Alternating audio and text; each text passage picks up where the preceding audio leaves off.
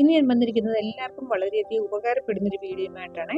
നമ്മളൊക്കെ നമ്മുടെ വീട്ടിലെ ആവശ്യത്തിന് വേണ്ടിയുള്ള മുളക് പൊടിയും മല്ലിപ്പൊടിയും ഒക്കെ നമ്മൾ കടയിൽ നിന്നും വാങ്ങുമ്പം ഇതിലൊത്തിരി മായമൊക്കെ ചേർത്തിരിക്കും. ഈ മായം ഒന്നും ചേർക്കാതെ കൊണ്ട് നമ്മുടെ വീട്ടിലെ ആവശ്യത്തിന് വേണ്ടിയുള്ള മുളകും മല്ലിയും നമ്മൾ വീട്ടിൽ തന്നെ പൊടിക്കുകയോ അല്ലെങ്കിൽ മില്ലിൽ കൊടുത്ത് പൊടിച്ചതിന് ശേഷം ഇത് കേടൊന്നും വരാതെ കൊണ്ട് ഒരു വർഷത്തേക്ക് എങ്ങനെയാണ് സ്റ്റോർ ചെയ്ത് വെക്കുന്നത് നമുക്ക് നോക്കാം. വീഡിയോ നിങ്ങളെ സ്കിപ്പ് ചെയ്യാതെ കാണുക. ഞാനിവിടെ പൊടിച്ചെടുക്കാൻ വേണ്ടി എടുത്തിരിക്കുന്നത് എരിവുള്ള മുളകും കാശ്മീരി ചില്ലിയുമാണ് എടുത്തിരിക്കുന്നത്. ഇതാണ് ഞാൻ എടുത്തിരിക്കുന്ന ഒറിജിനൽ കാശ്മീരി ചില്ലി. ഈ കാശ്മീരി ചില്ലിക്ക് എടുത്തിരിക്കുന്ന എരിവുള്ള മുളകിനെ അപേക്ഷിച്ച് എരിവ് വളരെ കുറവാണ്. അതുപോലെ ഇതിന് നല്ല കളറുമുണ്ട്.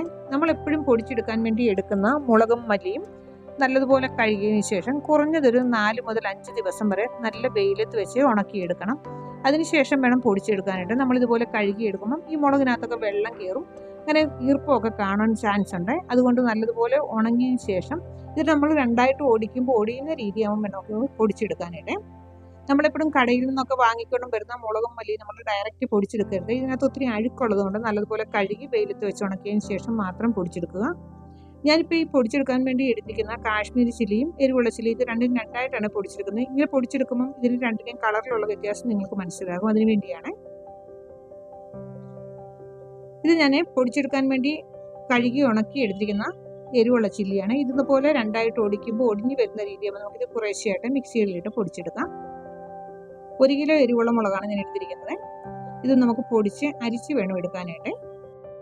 3-4 കിലോ മുളക് നമുക്ക് ഇതുപോലെ വീട്ടിൽ തന്നെ പൊടിച്ചെടുക്കാനുള്ളതേ ഉള്ളൂ.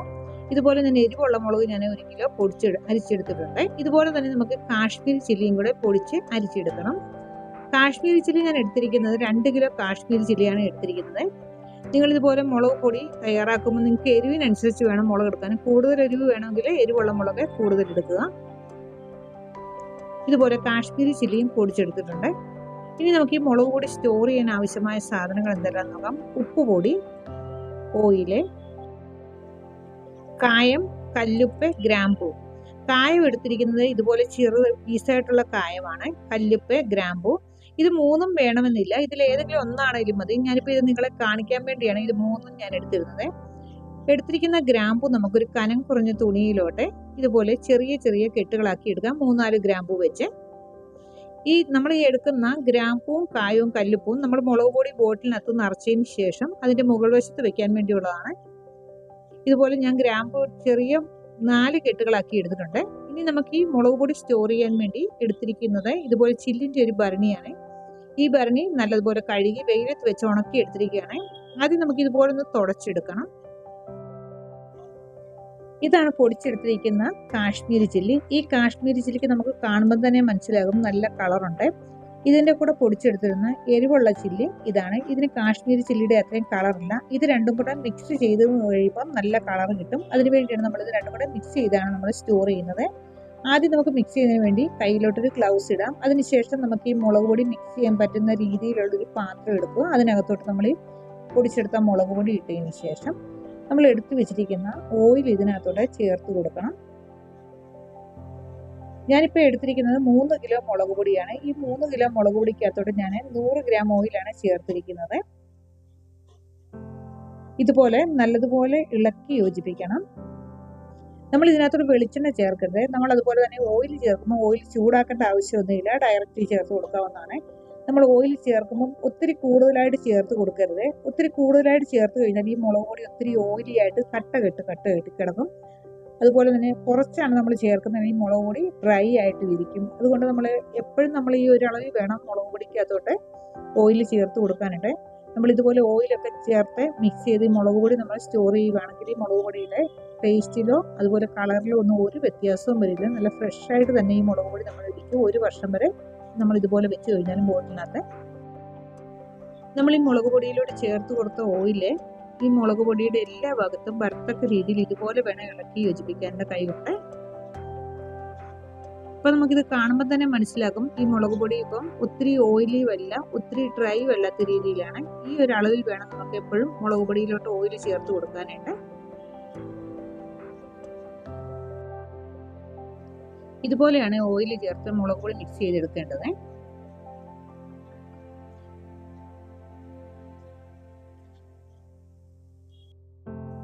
ഇനി നമുക്ക് മുളക് പൊടി എങ്ങനെയാണ് ബോട്ടിലിനകത്ത് നിറയ്ക്കുന്നത് നോക്കാം. അതിനുവേണ്ടി നമ്മൾ എടുത്തിരുന്ന ബോട്ടിലിനകത്തോട്ട് നമ്മൾ എടുത്തു വെച്ചിരുന്ന ഉപ്പ് പൊടി ഈ ഒരു ലെയറിൽ ഇട്ട് കൊടുക്കാം. ഏകദേശം 100 ഗ്രാമോളം ഉപ്പ് പൊടിയാണ് ഞാൻ എടുത്തിരുന്നത്. ഇതുപോലെ ഈ ഒരു ലെയറിൽ ഇട്ടതിന് ശേഷം അതിൻ്റെ മുകളിലോട്ട് വേണം നമുക്ക് ഈ മുളക് പൊടി നിറയ്ക്കാനായിട്ട്. ഈ ഉപ്പ് പൊടിയുടെ മുകളിലോട്ട് ഇങ്ങനെ ഉപ്പ് പൊടിയുടെ മുകളിലോട്ട് നമ്മൾ ഈ മുളക് പൊടി നിറയ്ക്കുമ്പോൾ മുളക് പൊടിയിലോട്ട് ഈർപ്പം തട്ടില്ല, അതിനു വേണ്ടിയാണ്. നമ്മൾ ഇതുപോലെ കുറേശ്ശെ മുളക് പൊടി ഇട്ടതിന് ശേഷം നല്ലതുപോലെ പ്രസ് ചെയ്ത് നിറയ്ക്കുക. കാരണം ഇതിനകത്തോട്ട് എയർ കടക്കാതിരിക്കാൻ വേണ്ടിയാണ്. ചെറിയൊരു ഗ്യാപ്പ് എങ്കിലും ഉണ്ടെങ്കിൽ എയർ കിടക്കും, നമ്മുടെ മുളക് പൊടി പെട്ടെന്ന് അഴുക്കായി പോകും. അത് അങ്ങനെ വരാതിരിക്കാൻ വേണ്ടിയാണ് നമ്മളിതുപോലെ പ്രസ് ചെയ്ത് മുളക് പൊടി നിറച്ച് വെക്കുന്നത്. ഇപ്പം ഈ മുളക് പൊടിക്ക് നല്ല കളറുണ്ട്. നമ്മൾ ഈ കാശ്മീരി ചില്ലിയും കൂടെ മിക്സ് ചെയ്ത് നമ്മൾ ഈ മുളക് പൊടി ഇതുപോലെ എടുക്കുമ്പോൾ നല്ല കളർ കിട്ടും. നമുക്ക് ഇതിനകത്ത് വേറെ കളർ അങ്ങനെ ചേർത്ത് കൊടുക്കേണ്ട ആവശ്യമൊന്നും വരുന്നില്ല. ഇതുപോലെയാണ് നമ്മൾ മായം ചേർക്കാത്ത മുളക് പൊടി വീട്ടിൽ തയ്യാറാക്കി എടുക്കുന്നത്.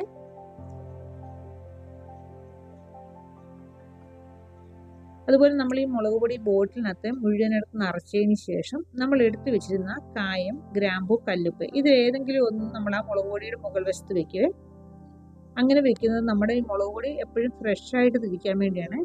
നമ്മുടെ ആവശ്യത്തിനുള്ള മുളക് പൊടി നമ്മൾ ഈ ബോട്ടിൽ നിന്ന് വേറൊരു ചെറിയ ബോട്ടിലിട്ട് എടുക്കുക.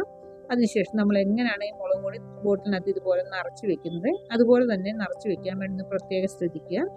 അതുപോലെ ഉണങ്ങിയ സ്പൂൺ മാത്രമേ ഉപയോഗിക്കാവുള്ളൂ, നനഞ്ഞതൊന്നും ഉപയോഗിക്കരുത്, പെട്ടെന്ന് പൂത്തു പോവുക ചെയ്യുക. ഇതുപോലെ ചെറിയ ഗ്യാപ്പ് പോലും വരരുത്, അതിനുവേണ്ടിയാണ് നല്ലതുപോലെ പ്രസ് ചെയ്ത് നമ്മൾ ഈ മുളക് പൊടി നിറയ്ക്കുന്നത്.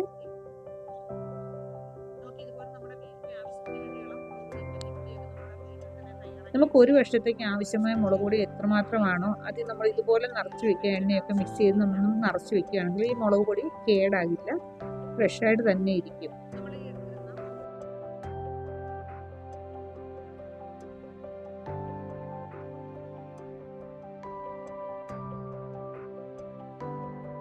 നിങ്ങൾക്ക് വേണമെങ്കിൽ മുളക് പൊടിക്കുമ്പം ഈ മുളക് രണ്ടും കൂടെ ഒരുമിച്ച് പൊടിച്ചതിന് ശേഷം ഓയിൽ ഇതിനകത്ത് മിക്സ് ചെയ്ത് നമ്മൾ സ്റ്റോർ ചെയ്യുന്നത് എങ്ങനെയാണ് ഇതുപോലെ നമ്മൾ സ്റ്റോർ ചെയ്ത് വെച്ചാൽ മതി.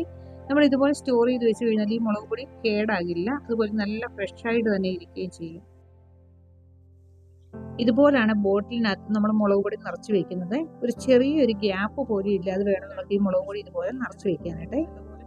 ഇനി ഇതിന് മുകളിലോട്ട് നമ്മൾ ഇതുപോലെ എടുത്ത് വെച്ചിരിക്കുന്ന കായം, ഗ്രാമ്പു, കല്ലുപ്പ് ഇത് വെക്കുക. ഞാനിപ്പോൾ ഇതിനകത്ത് കായം വെക്കുന്നുണ്ട്, അതുപോലെ ഗ്രാമ്പു ചെറിയ കെട്ടുകളാക്കിയതും വെക്കുന്നുള്ളൂ, കല്ലുപ്പ് വെക്കുന്നില്ല. ഇതുപോലെ വെച്ചതിന് ശേഷം നല്ലതുപോലെ ടൈറ്റാക്കി അടച്ചു വെക്കുക. ഇതുപോലെയാണ് മുളക് പൊടി ഒരു വർഷത്തേക്ക് നമ്മൾ സ്റ്റോർ ചെയ്ത് വെക്കുന്നത്. ഇതുപോലെ തന്നെ നമുക്ക് മല്ലിയും കൂടെ പൊടിച്ച് ഒരു വർഷത്തേക്ക് എങ്ങനെയാണ് സ്റ്റോർ ചെയ്ത് വെക്കുന്നത് നോക്കാം. മല്ലി പൊടിക്കാൻ വേണ്ടി ഞാനിവിടെ 2 കിലോ മല്ലി നല്ലതുപോലെ കഴുകി വെയിലത്ത് വെച്ച് ഉണക്കി എടുത്തിരിക്കുകയാണ്. ഇത് നമുക്ക് പൊടിക്കുന്നതിന് മുൻപായിട്ട് ചെറുതായിട്ടൊന്ന് ചൂടാക്കി എടുക്കണം. അതിനുവേണ്ടി ഉരുളി അടുപ്പിൽ വെച്ചിട്ടുണ്ട്. ഉരുളി നല്ലതുപോലെ ചൂടായി കഴിയുമ്പോൾ ഫ്ലെയിം ഓഫ് ആക്കാം. അതിനുശേഷം നമുക്ക് ആ ഉരുളി ഇട്ടൊന്ന് ചൂടാക്കി എടുത്താൽ മതി. നമ്മൾ ഈ പൊടിക്കാൻ വേണ്ടി എടുത്ത മല്ലിയിലോട്ട് നമുക്ക് 10-20 ഗ്രാമ്പും കൂടി ചേർത്ത് കൊടുക്കാം. ഇനി നമ്മൾ ചൂടാക്കി വെച്ചിരിക്കുന്ന ഉരുളിയിലോട്ട് ഈ മല്ലിയിട്ട് ചെറുതായിട്ടൊന്ന് ചൂടാക്കി എടുക്കാം. മല്ലി നമ്മൾ ഈ ഉരുളിയിലോട്ട് ഇട്ടതിന് ശേഷം തീ കത്തിക്കേണ്ട ആവശ്യമില്ല. മല്ലി ഒത്തിരി ചൂടാക്കി എടുക്കണ്ട, നമ്മൾ ഈ ഉരുളിയുടെ ചൂടിലൊന്ന് ചൂടാക്കി എടുത്താൽ മതി.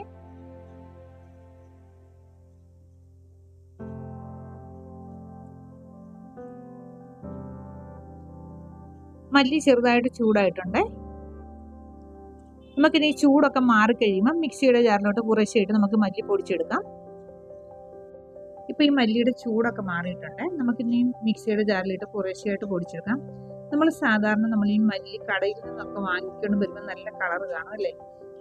അതേസമയം നമ്മൾ ഇത് കഴുകി ഉണക്കി കഴിയുമ്പോൾ ഈ മല്ലിപ്പൊടി നമ്മൾ തയ്യാറാക്കി എടുക്കുമ്പോൾ മല്ലിപ്പൊടി നല്ല കളറൊന്നും കിട്ടില്ല, ഇതുപോലെ ആയിരിക്കും ഇരിക്കുന്നത്. നമുക്ക് ഈ മല്ലിപ്പൊടിക്ക് നല്ല കളർ കൊടുക്കാൻ വേണ്ടി നമ്മൾ ഇതിനകത്തോട്ട് ചേർത്ത് കൊടുക്കുന്ന മഞ്ഞൾ പൊടിയാണ്. ഞാൻ പൊടിച്ചെടുക്കാൻ വേണ്ടി എടുത്തിരുന്നത് 2 കിലോ മല്ലിയാണ്. ഈ 2 കിലോ മല്ലിയിലോട്ട് 1 ടേബിൾ സ്പൂൺ മഞ്ഞൾ പൊടിയാണ് ഞാൻ ചേർത്തിരിക്കുന്നത്. ഇത്രയും ചേർത്ത് കൊടുത്താൽ മതി, കൂടുതൽ നമ്മൾ ചേർത്ത് കൊടുക്കേണ്ട ആവശ്യമില്ല. നമ്മൾ ഇത്രയും ചേർക്കുമ്പോൾ തന്നെ ഈ മല്ലിപ്പൊടിക്ക് നല്ലൊരു കളർ തന്നെ കിട്ടും. ഇതുപോലെയാണ് നമ്മൾ മായം ചേർക്കാത്ത മല്ലിപ്പൊടി നമ്മൾ വീട്ടിൽ തയ്യാറാക്കി എടുക്കുന്നത്.